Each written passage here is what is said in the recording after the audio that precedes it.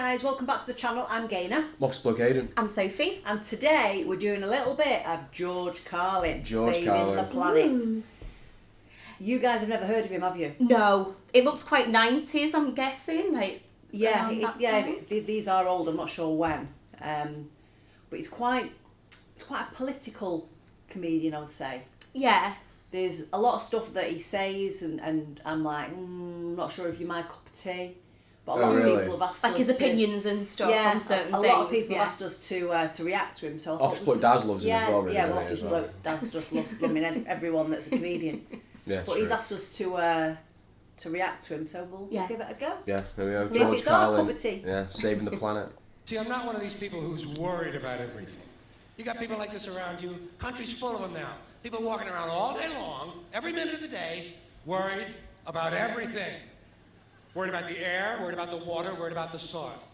Worried about insecticides, pesticides, food additives, carcinogens. Worried about radon gas, worried about asbestos.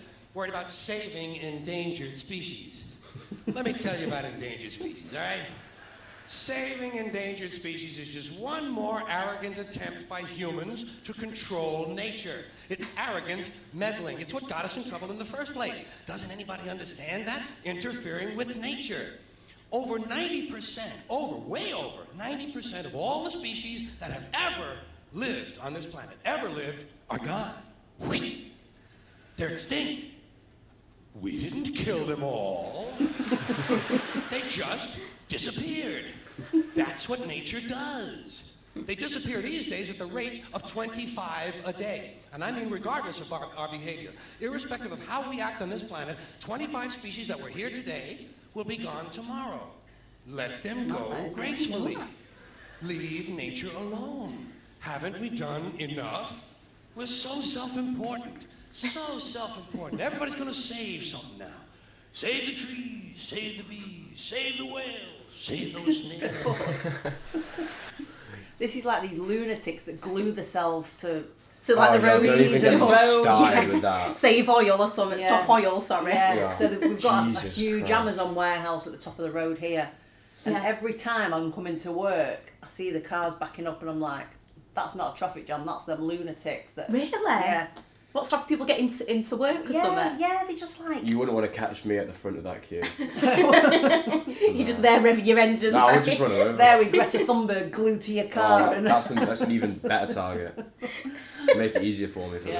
No, I can't be doing with all these.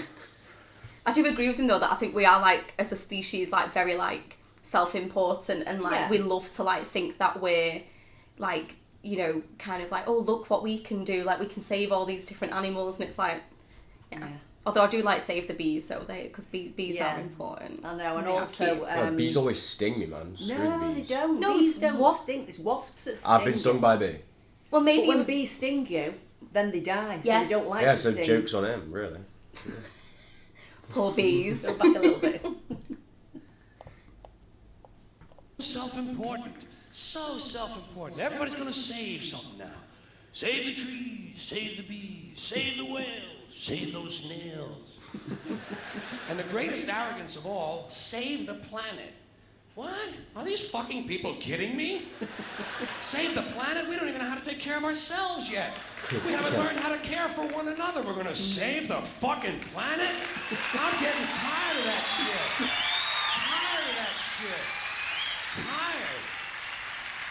I'm tired of fucking Earth Day. I'm tired of these self-righteous environmentalists, these white bourgeois liberals who think the only thing wrong with this country is there aren't enough bicycle paths. People trying to make the world safe for their Volvos. Besides, environmentalists don't give a shit about the planet. They don't care about the planet. Not in the abstract, they don't. Not in the abstract, they don't. You know what they're interested in? A clean place to live. Their own habitat. They're worried that someday in the future they might be personally inconvenienced. Narrow, unenlightened self-interest doesn't impress me. Besides, there is nothing wrong with the planet. Nothing wrong with the planet. The planet is fine. The people are fucked. Difference. The planet is fine. Compared to the people, The planet is doing great. It's been here 4.5 billion years. Did you ever think about the arithmetic?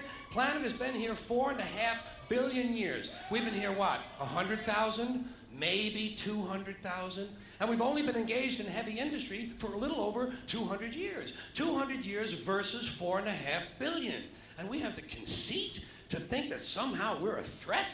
That somehow we're going to put in jeopardy this beautiful little blue-green ball that's just a-floating around the sun? The planet has been through a lot worse than us. Been through all kinds of things worse than us.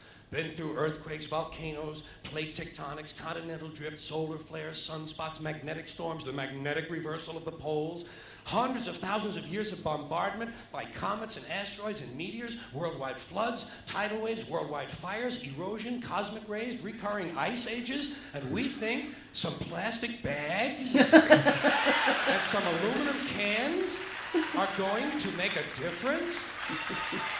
The planet... I know he's like a comedian and stuff, but he's really cares about what he's saying here, though, doesn't he? You can tell. Yeah, he's done his homework. Yeah.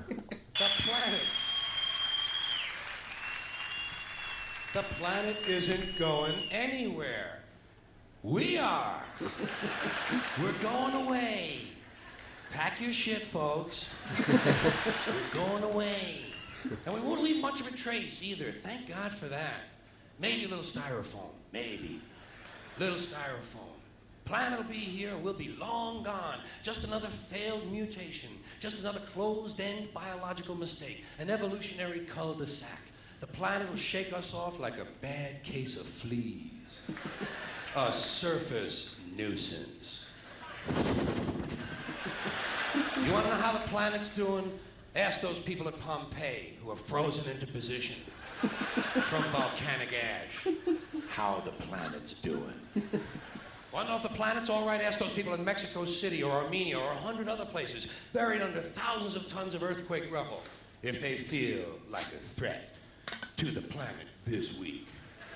How about those people in Kilauea, Hawaii, who build their homes right next to an active volcano and then wonder why they have lava in the living room? The planet will be here for a long, long, long time after we're gone, and it will heal itself, it will cleanse itself, because that's what it does. It's a self-correcting system. The air and the water will recover, the earth will be renewed, and if it's true that plastic is not degradable, well, the planet will simply incorporate plastic into a new paradigm, the earth plus plastic. The earth doesn't share our prejudice towards plastic. Plastic came out of the earth. The earth probably sees plastic as just another one of its children. Could be the only reason the earth allowed us to be spawned from it in the first place. It wanted plastic for itself. Didn't know how to make it. Needed us.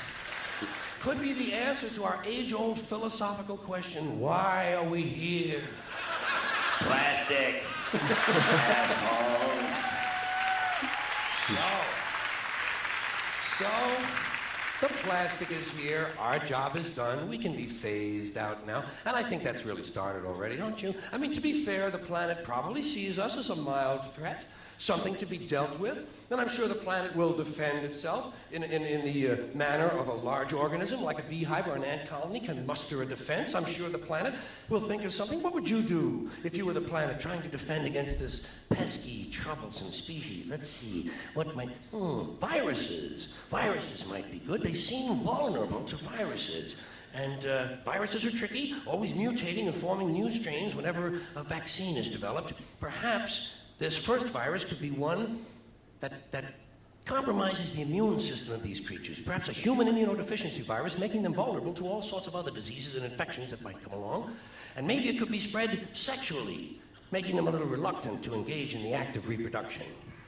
Well, that's a poetic note. And it's a start. And I can dream, can I? See, I don't worry about the little things. Bees, trees, whales, snails. I think we're part of a greater wisdom than we will ever understand. A higher order. Call it what you want. You know what I call it? The big electron. The big electron. Whoa. Whoa. Whoa. It doesn't punish. It doesn't judge at all. It just is. And so are we. For a little while. thanks for being here with me for a little while tonight. Thank you. Thank you. Bow at the end. Yeah, that was some ending, that, wasn't it? He's actually more of a storyteller. Yeah, that's than what a I was going to comedian. say, yeah. Yeah. Because when you listen, the crowd weren't laughing either. It was more of a. It's like story. he's like just talking about something he wants to say, but and then just chucks in jokes in the middle of it. Really, he's pretty good. Yeah, he is. He's very intelligent. Very intelligent. Yeah, you can tell he's like done his research and his. But I've got one passionate pet peeve, about it. and I don't know if you have the same. His haircut. I hate men with ponytails. It's a real pet peeve. I was gonna start off be like, that's a nice haircut. That. I don't know what it is. I think especially old men when they're receding. Especially when they've not got much on top and it's just and they have a ponytail. It's like just cut it off. Yeah, it won't be for me. No. A ponytail. But even on like when I was someone younger, else. and I dated people, if they had a ponytail, it's like no. No, so I'm the same. Like Erling Haaland. Oh no. He's nasty. Nah. He's a brilliant footballer, but he's a very unfortunate looking young man. No, I don't know about that. I don't mind what's he called, Jack Grealish, right? It's like Jack where it's Grealish more is like nice. like he wears like his little slick back. headband, but it's like that's nice. Yeah. But yeah, but not a full. Everyone tries to pony. copy that now. Now everyone's got their haircut, haven't they? Trying to do it like Yeah, Jack Grealish. but it's never going to be Jack Grealish. You see loads of kids, like 7, 8-year-old Yeah. kids with headbands in all the time. Aww. I know. The hair's not even long enough to I know. really go back. I know. Yeah. But yeah, man buns and ponytails. No. I wouldn't get one personally, to be fair, but I won't let you live in my house. oh. Yeah. Anyway, hopefully you guys enjoyed the video. If you did, please hit the like and subscribe button, and we'll catch you in the next one. Bye. Cheers.